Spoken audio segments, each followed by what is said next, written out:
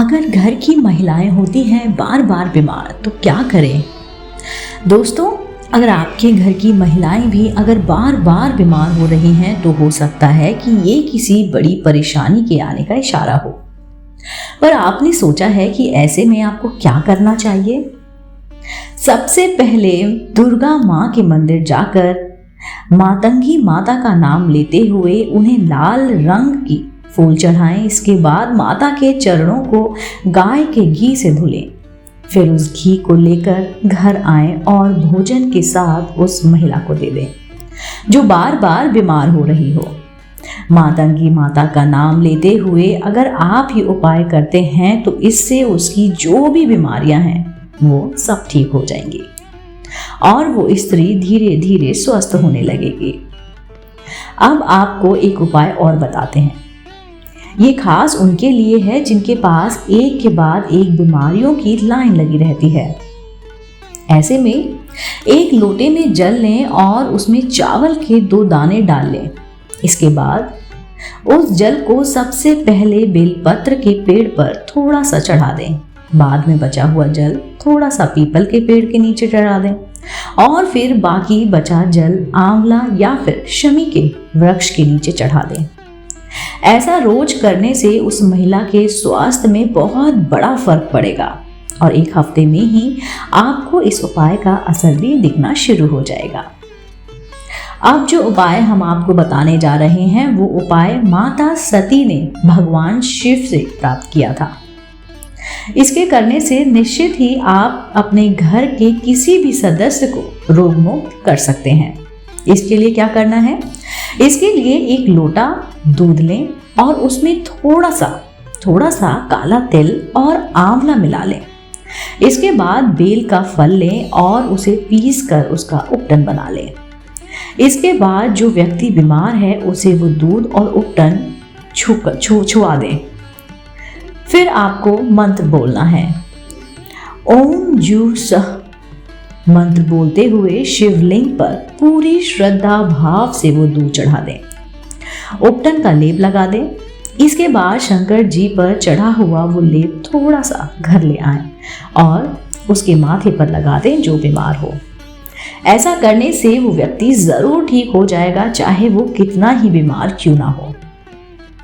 दोस्तों, भगवान के ये उपाय तो उनके लिए हैं जिनके लंबे समय से किसी बीमारी ने जकड़ रखा हो। ये सभी उपाय घर की स्त्री को ठीक करने में 100% सही हैं। लेकिन कुछ उपाय ऐसे भी हैं जो आपके हाथ में ही हैं। अगर आप ये उपाय कर लेते हैं तो घर की महिला को बीमार होने के चांसेस बहुत कम हो जाते हैं। ये उपाय बेहद सरल है और इसे कोई भी आसानी से कर सकता है। इसके लिए आपको ज्यादा कुछ नहीं करना, बस स्त्री को मानसिक रूप से खुश रखना होगा।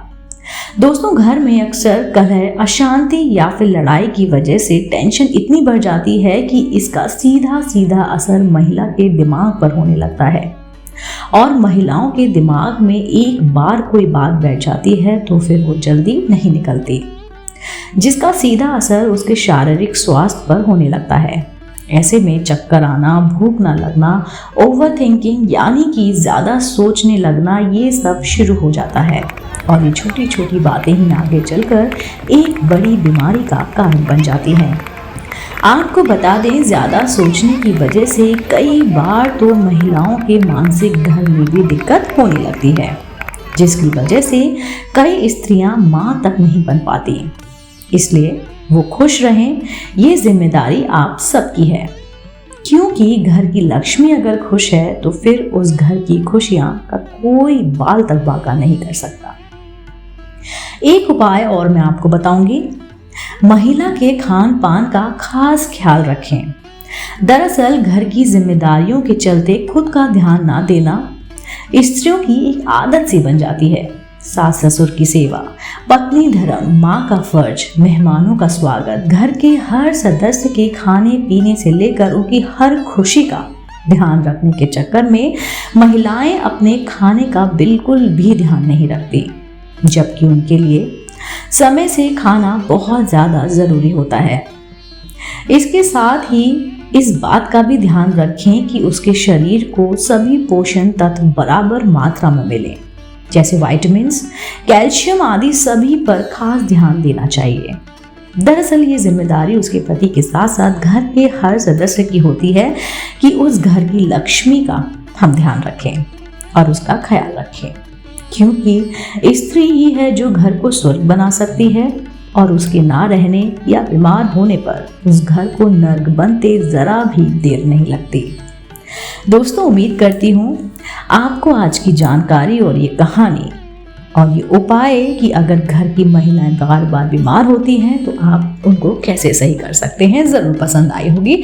अगर आप ऐसे ही धार्मिक पौराणिक कहानी कथाएं सुनना पसंद करते हैं तो आप मेरे चैनल आध्यात्मिक कहानियों को तुरंत से लाइक कीजिए, शेयर कीजिए और सब्सक्राइब कीजिए।